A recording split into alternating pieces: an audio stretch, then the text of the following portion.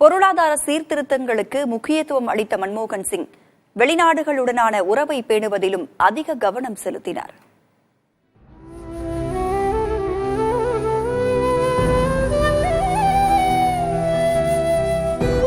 Constitution of India as by law established.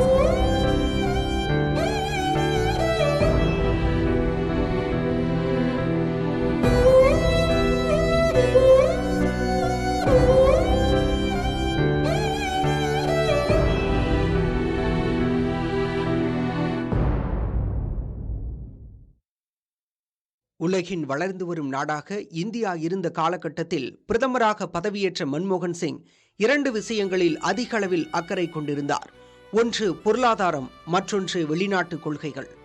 1974ஆம் ஆண்டு India நடத்திய அணு ஆயுத சோதனை அமெரிக்காவை கோபப்படுத்திய சூழலில் பல பொருளாதார தடைகளை எதிர்கொண்டது. இந்த பிரச்சனைகளை முடிவுக்கு கொண்டு வர எண்ணிய மன்மோகன் சிங் 2008இல் அமெரிக்காவுடன் அணுசக்தி ஒத்துழைப்பு ஒப்பந்தம் மேற்கொண்டார். இந்த ஒப்பந்தம் இந்தியாவை பொறுப்புள்ள அணுசக்தி நாடாக நிலைநிறுத்தி அதன் உலகளாவிய நம்பகத்தன்மையை உயர்த்தியது. அப்போதைய அமெரிக்க அதிபர் ஜார்ஜ் புஷ் முன்னிலையில் கையெழுத்தான இந்த ஒப்பந்தத்திற்கு காங்கிரசுடன் கூட்டணியில் இருந்த சக கட்சிகள் கடுமையாக எதிர்த்தன. அவற்றால் எழுந்த பிரச்சனைகளை எல்லாம் பலவீனமான பிரதமர் என எதிர்க்கட்சிகளால் விமர்சிக்கப்பட்ட மன்மோகன் சிங் சாதித்து காட்டினார்.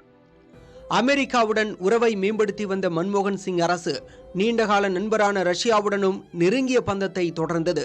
அதே சமயம் நேருவின் பஞ்சசீல கொள்கையை ஏற்க பூட்டான், நேபாளம், மாலத்தீவு, தென்னாப்பிரிக்கா, வங்கதேசம், ஜப்பான் உள்ளிட்ட நாடுகளுடனும் நல்ல பிணைப்பை மேற்கொண்டிருந்தார். பாகிஸ்தான் மற்றும் சீனாவுடனான முரண்பாடுகளை களைய மன்மோகன் சிங் அரசு கடுமையாக முயற்சித்தது. தீவிரவாத நடவடிக்கைகள், எல்லை தாண்டிய ஊடுருவல் போன்றவற்றை கையாளுவதில் மன்மோகன் சிங் அரசுக்கு கடுமையான சவால்கள் இருந்தன.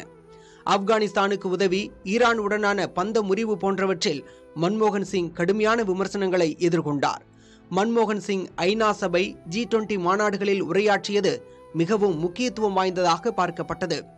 அமெரிக்க காங்கிரஸ் சபையில் மன்மோகன் சிங் உரையாற்றிய பின்பு அளிக்கப்பட்ட கைத்தட்டல்கள் அவரின் ஆளுமையை காட்டுவதாக இருந்தது. மன்மோகன் சிங்கின் பொருளாதார மரபு நன்கு அறியப்பட்டாலும் அவரது வெளியுறவு கொள்கை முயற்சிகளும் குறிப்பிடத்தக்க அடையாளத்தை ஏற்படுத்தின. முன்னாள் பிரதமர் மன்மோகன் சிங் மறைவுக்கு காங்கிரஸ் கட்சி தலைவர்கள் இரங்கல் தெரிவித்துள்ளனர்.